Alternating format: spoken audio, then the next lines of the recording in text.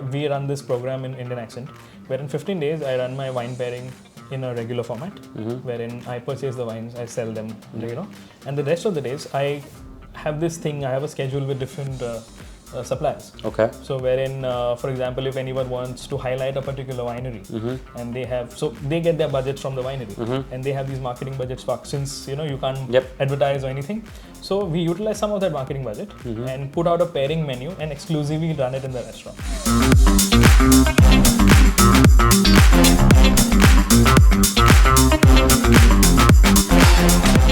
Hey guys, this is Sid Patel, CEO of Beverage Trade Network and London Wine Competition. I'm here in Mumbai. I'm here with Kevin Rodrigues. He's the #1 sommelier of India right now, and he leads wine programs at the famous restaurants like Indian Accent, which I believe is one of the top restaurants in India right now. We try to. So we're going to chat about what is the role of a sommelier in India, and this episode is really very valuable for international wineries who are trying to understand what goes on the floor and how to market to your wines to people like Kevin. What is he looking for when he buys wine and so on, right? So Kevin, thanks for joining me here. Thank you so much for inviting me. Why don't you give us a little rundown about your background and what's going on in as far as the hospitality scene goes in India as well? So I born and brought up in Mumbai. So I had wines for this group of restaurants called EHV International.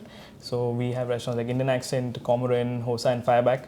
Our major wine focus obviously is in Indian Accent. It's a majority of wine and dine restaurant we have. So when it comes to the wines, I would say we do a pretty good job at promoting it in our restaurants with terms of wine pairing menus we do. So it is nice. You can say it's a market which is not really developed yet, but it's still growing. People have the hunger to learn and they want to try something new. So it's always a good thing when people come in and want to try a wine pairing. They ask you questions. It's developing, I would say. That's nice. Yeah. So let's go on.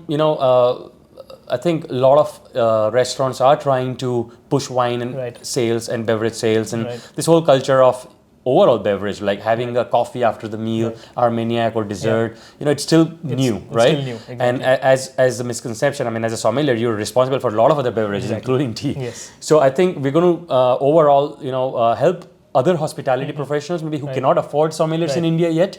What kind of other ways they can use in their own restaurants to start having that culture of wine. Have you got any pointers for them? It does. So basically it's all about matching your food. So it's all about increasing and making your dining experience, elevating it a bit.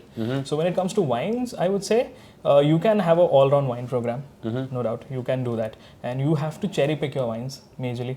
You have to work with suppliers who know their storage. You have to give out a good example of a wine. So it's with the temperatures and the humidity and everything in India, I would say storage is a bit of a problem. So you have to taste and really work with guys who know how to store their wines. That's one. When you look at a beverage program, you can start with the first thing which goes on the table. That's a bottle of water. You start with a good bottle of water. You've done your research. You know that this water is. You need to have. So starting from a bottle of water till the glass cup of coffee, as you said, it has to be very synchronized to add to that value when he is purchasing that wine. So what happens is in India, you might be knowing the prices of wines are quite steep. So adding value to that thing in terms of serving it right, serving it at the right temperature, recommending the correct thing, making sure that their dinner or your lunch is very enjoyable.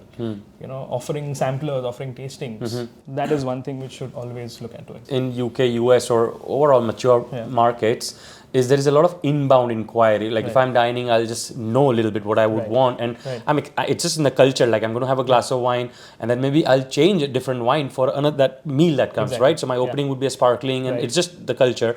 Over here, obviously, you are the one who have to sell me.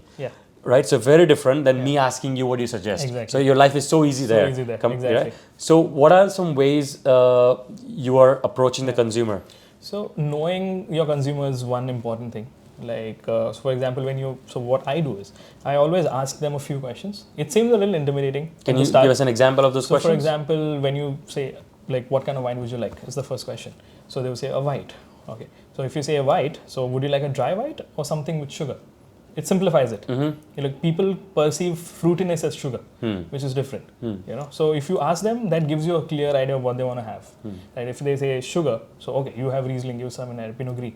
You give out those wines, make them try it, and they will take it. If they want it dry, you can give them a Chardonnay, you can give them a Sauvignon. So those questions actually help you. In terms of red wines, we ask them. And you ask them like, is there a price in mind? A price, so I'll come to that. I will tell you about this. So I have this trick which I do in my restaurant. So when it comes to reds, we ask them basically in terms of a light bodied red or a full bodied red. Do you like something which you've tried before, which you want me to match something closer to that? So I do that. And in terms of pricing, when it comes to that, so when I design my wine lists across my restaurants, especially for Indian accents, so think of a grape, Sauvignon Blanc. You will find a Sauvignon Blanc in my wine list at 4 to 5 different price points. So I have a entry level Sauvignon, I have a mid, upper mid, an expensive and an exquisite Sauvignon. So there is a price pocket, there is a range of wines available. And do you list under Sauvignon Blanc? Do you list all those 4 together? No, in so they are mixed up. Okay. They are mixed up, and basically it's a conversation starter. The wine list is an icebreaker. True. So my wine list is not arranged as per price points. It's arranged as per body. So lighter to heavier. Okay. And then all the wines. So basically it's about creating a connection with that guest. Yeah. So we do that. So for example, if you say the Sauvignon, I make them try a couple of Sauvignons. Then I tell them, okay, this is this, this is this, this is this. So they themselves have the comfortability of choosing whatever they want. So my way of selling it is the guest will feel that they have bought the wine. It's not I have sold the wine. So it's a perception people have. And if you like it, you drink it. Yeah, I mean, there's a saying, right? Like people like to buy, not get sold. Exactly. So I make them buy it. True. That's easier. So if you give them samples, you make them. So it's very intimidating and daunting when a sommelier comes to the table. True. In a lot of restaurants. Because knowledge is not there, so they may feel. So they may feel a little undermined, or they don't want to do that. So when we do that, I always go with a couple of bottles of wine, go with a couple of glasses, make them try, make them comfortable, and give them their money's worth. So let's pivot a little bit. Now, I think most of your restaurants are catering to a very upper class of India, right? So maybe price is not an objection. Right. Maybe they are used to the budget of, let's say, $200 per person and so on. Right. But we're talking about maybe little lesser restaurants now. Yeah. The culture of like maybe in that same $15, I rather drink Johnny Walker and Coke versus Chardonnay. Yeah. So what is your view on that challenge? So for example, Indian accent is like the upper premium restaurant. Comorin and HOSA and Fireback are not. They are more mid and lower scale restaurants. So when we do that, our suppliers play a major role in that. So giving us decent enough pricing for us to keep it cheaper to the guests. So we always try to match it. So Indian accent, as we said, it's a experience. HOSA, Fireback are more approachable. Like when it comes to my Fireback wine list as well, we've not kept it very exhaustive. It's a 20 label wine list, 10 reds, 10 whites, a couple of sparklings here and there, and that's it. And it's priced, you will not find anything above a 6,000 rupee bottle in that restaurant. So there, as I said, you have to cherry pick your wines. So you have to put out the best there so that they come back and try it again. Because what happens with a lot of places is they'll put the wines out there, but sometimes they're not good quality.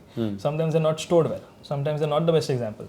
So for example, if a person who's just trying out wines for the first time is coming and trying them and tries an oxidized Chardonnay, he'll never go back to a Chardonnay again because he doesn't know what the correct Chardonnay is. True, they don't know the exact typicity of that grape anyway. So cherry picking your wines is very important. What if a London sommelier comes here and tries to run a program? What kind of challenges do you think he or she will run into? Availability is one major challenge because the product availability. So you have limited options. You're right. Exactly. So the kind of wines you're working with in London, like for example, we had an Indian accent in London. We had a 400 label wine list there, whereas Indian accent Bombay is 120.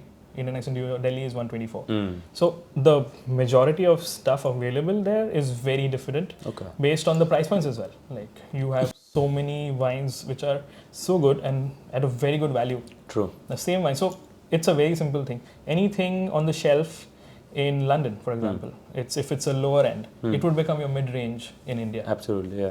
So availability of products. Yep. The quality of products is something they would face a challenge. Yep. So let's go on the sales side of things where a distributor or a rep is trying to pitch you. Right. What is a good way a brand can approach a sommelier like you? Any approach methods, like any cold calling methods or a sales process you can advise? And what would a presentation look like? What is a good deck? Like how would you advise them to pitch you? So if anyone is pitching, for example, you firstly need to study what wines I already have. Right? Absolutely. You need to know what I'm carrying. You can't double pitch something. So that would be like basically cutting off someone else's sale. So understanding what kind of a wine list you're going to approach and understanding the ethos of that wine list, how it works, and seeing what works with the food. So you can't come to me and sell me a big, heavy Napa cab saying that, it'll work very well with your food. It doesn't.